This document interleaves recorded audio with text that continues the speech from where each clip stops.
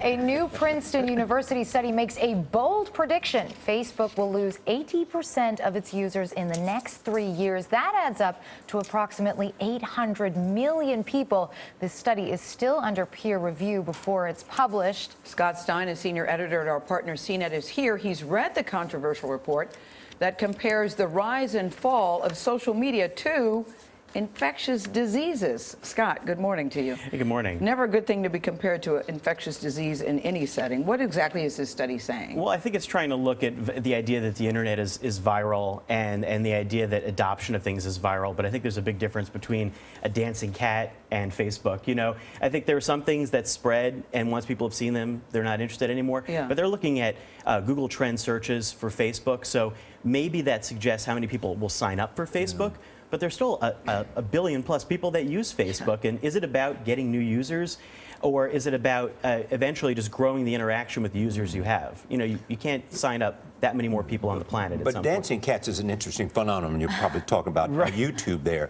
I mean, a lot of people now come to YouTube for things other than dancing cats. Yes. Well, they do, and they come to share their own content and to do that sort of stuff. And that brings up Instagram with Facebook. I think the idea of the internet is evolving. So sure, there is value in looking at the fact that I think there are bubbles throughout the evolution of the internet. You know, now we're all about social media. At some point, I don't think the internet's going to be about social media to the same degree. So Facebook needs to keep evolving like Google and think about what we're using. Now it's phones. In the future, what else is it?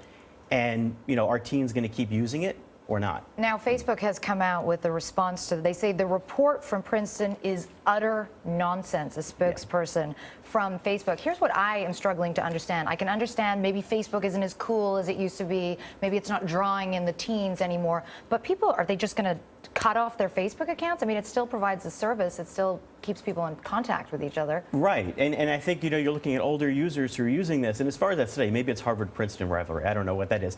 But I think there's a little bit of that. But I also think that, you know, in that comparison, you look at like Princeton's been around for 250 plus years.